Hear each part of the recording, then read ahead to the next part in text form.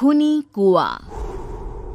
सीमा गर्मियों की छुट्टियों में अपनी नानी के गांव आई थी। सीमा नानी के घर पहुंचने के बाद अपनी नानी के पैर छूती है और उनसे आशीर्वाद लेती है। तभी उसकी नानी उससे कहती है, इतनी बड़ी हो गई मेरी सीमा, चल जल्दी से हाथ मुंह धो ले, मैं तेरे लिए खाना लगा देती हूँ। भूख लगी होगी ना? हाँ नानी, भूख तो लग रही है मुझे, आपके हाथ के बने हुए पीले दाल और चावल खाने की। कितना टाइम हो गया है मुझे आपके हाथ का बना हुआ दाल चावल खाए हुए। तू तो नौकरी में व्यस्त थी, तो तुझे कहाँ से टाइम मिलेगा अपनी नानी के लिए?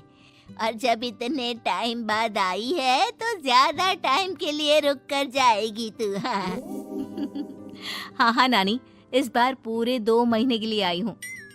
सीमा की नानी अंदर जाकर उसके लिए खाना बनाने लगती है।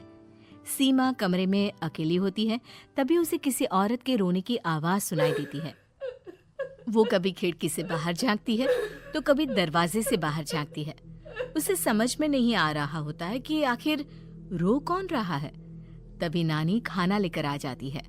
वो अपनी नानी से कहती है, नानी, कोई औरत रो रही है क्या? मैं जब से यहाँ आई हूँ तब से मुझे यहाँ किसी औरत की रोने की आवाज आ रही है। हे भगवान, कहीं ये वही तो नहीं? बोलो ना नानी। अरे कोई नहीं रो रहा, ये तेरे मन का वहम है। और तू ना अब खाना खा ले, ज्यादा यहाँ वहाँ की बातों में ध्यान मत दिया कर। जल्दी से खाना खा और फिर मेरे साथ आ जा मेरे कमरे में, दोनों बैठकर खूब सारी बातें करेंगे। ऐसे ही अगले दिन सीमा अपनी नानी के साथ गांव के बाजार जा रही होती है। उसी रास्ते में फिर से किसी औरत के रोने की आवाज आती है। वो अपनी नानी से कहती है, अरे नानी, क्या सच में तुम्हें अभी भी किसी औरत की रोने की आवाज नहीं सुनाई दे रही? मुझे किसी औरत की बहुत बुरी तरीके से रोने और चीखने की आवाजें आ रही है। मैं बहुत परेशान हूँ नानी, आखिर ये कौन है? मुझे लगता है कि सीमा को शहर भेज देना चाहिए, यहाँ रहना उसके लिए ठीक नहीं। नानी बोलो ना, आप चुप क्यों हो जाती हो? सीमा, तू घर चल, मुझे तुझसे बहुत जरूरी बात करनी है। नानी सीमा को घर ले आती है और सीमा से कहती है, सीमा, कल सुबह तू शहर वापस चली जाएगी। अरे अचानक? आखिर क्या बात है नानी, आप मुझे ऐसे जाने को क्यों कह रही हो? मैं बस जो कह रही हूँ उस पर ध्यान दे। तू कल सुबह यहाँ से चली जाएगी, और ये बात मैं कोई मजाक में नहीं बोल रही। तू कल जाएगी तो मतलब जाएगी। अरे नानी, चली जाऊंगी मैं, ठीक है, पर आखिर बात क्या है ये तो बता दो। मम्मी से कोई बात हुई है या फिर मुझसे कोई गलती हुई है जो तुम मुझे अचानक से जाने के लिए बोल रही हो? देख सीमा, रात बहुत हो चुकी है और मुझे इस बारे में कोई बात नहीं करनी। चल, अब चल के मेरे साथ सो जा। सुबह की बस पकड़कर तुझे शहर भी तो जाना है। सीमा को अपनी नानी का ऐसा व्यवहार देखकर बहुत ही अजीब लगता है। उसे कुछ समझ में नहीं आ रहा होता है कि आखिर उसकी नानी उसे अचानक से गांव छोड़कर जाने के लिए क्यों कह रही है। ये सारी बातें सोचते सोचते सीमा की आंख लग जाती है और वो अपनी नानी के साथ सो जाती है। ऐसे ही आधी रात को सीमा को फिर से किसी औरत की रोने की आवाज सुनाई देती है। वो उस औरत की आवाज सुनकर बार बार करवटें बदल रही होती है और तभी उसे सपने में भी एक अजीब सी औरत की परछाई दिखाई देती है, जो इतना चीख चीख कर रो रही होती है कि सीमा डरकर उठ जाती है। वो पूरे पसीने पसीने हो रही होती है। वो अपने आसपास देखती है तो घर में बिल्कुल शांति का माहौल होता है। सीमा घबरा जाती है। वो अपनी नानी को जगाने की कोशिश करती है, मगर उसकी नानी नहीं जगती। सीमा को फिर से उस औरत की रोने की आवाज सुनाई देती है। आखिरकार सीमा अपने आप को रोक नहीं पाती और वो घर का दरवाजा खोलकर बाहर निकलती है। आखिर ये माजरा क्या है? आज तो मैं पता करके रहूंगी। अब आवाज का पीछा करते हुए सीमा आधी रात को गांव के चौपाल के पास बने कुएं के पास पहुंच जाती है, जहां कुएं की चारों ओर बेड़ियां लगी होती हैं।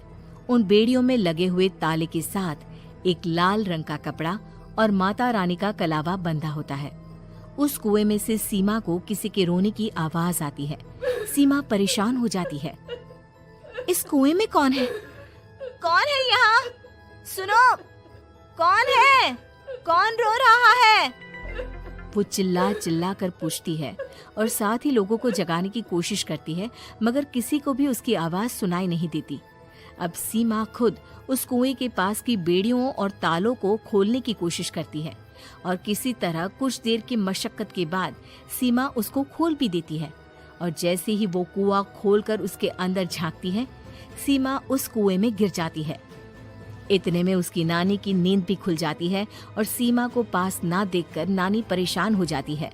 नानी घबराकर पूरे घर में उसे ढूंढने की कोशिश करती है, जिसके बाद उसकी नानी और सभी लोग उस खूनी कुएं के पास जाते हैं और सीमा की नानी कुएं के पास खड़ी होती है। सभी गांव वालों और सीमा की नानी को सीमा के चिल्लाने की आवाज आती है। बचाओ, कोई मुझे बचाओ। मेरी बच्ची, हम आ गए, हम तुझे बचा लेंगे। नानी, मुझे यहाँ बहुत डर लग रहा है। यहाँ इंसान की कटी हुई मुंडिया, हाथ, पैर और कंकाल है और खून भी है। नानी, मुझे डर लग रहा है। आप सब मेरी मदद कीजिए, नहीं तो ये खूनी कुआं मेरी बच्ची को भी खा जाएगा। अरे मुझे तो ये समझ में नहीं आ रहा कि आखिर इस खूनी कुएं को खोला किसने। सालों पहले इसको इतनी मुश्किलों के बाद तांत्रिक बाबा ने बंद किया था। अरे पूरा गांव खूनी कुएं के बारे में अच्छे से जानता है, तो कोई भी जानबूझकर तो ऐसा करेगा नहीं। मतलब किसी ने अनजाने में इसे खोल दिया है भैया। सीमा को इस बारे में मालूम नहीं था और जब से वो यहाँ आई थी तभी से उसे किसी औरत के रोने की आवाजें भी सुनाई दे रही थी। कहीं सीमा ने ही तो उसे नहीं खोला। अगर ऐसा है तो फिर सीमा का बचना बहुत मुश्किल है। वहीं कुएं के अंदर सीमा रोते हुए बैठी होती है कि उसे आवाज सुनाई देती है जो कुएं के बाहर खड़े गांव वालों में से किसी को सुनाई नहीं देता। आज सालों के बाद मुझे ताजा खून मिलेगा। तेरा खून पीकर आज मैं अपनी प्यास बुझाऊंगा।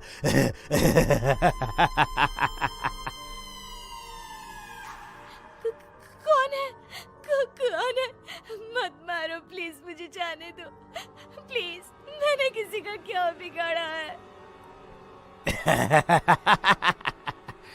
वो तुझे मरने के बाद पता चल ही जाएगा। जितने में गांव वाले और सीमा की नानी कुछ सोच पाते, उतने में उन्हें सीमा के चिल्लाने की आवाज आती है और अगले ही पल सब शांत हो जाता है। क्या हुआ? सीमा, मेरी बेटी। माफ करना बहन, लेकिन अब सीमा वापस नहीं आएगी। हमें एक बार फिर से कुएं को बंद करना होगा। गांव वाले तभी तांत्रिक को बुलाकर लाते हैं। एक बार फिर अपनी शक्ति से तांत्रिक बाबा उस कुएं को हमेशा हमेशा के लिए बंद कर देते हैं और वहां एक बोर्ड लगा दिया जाता है कि यहाँ आना मना है।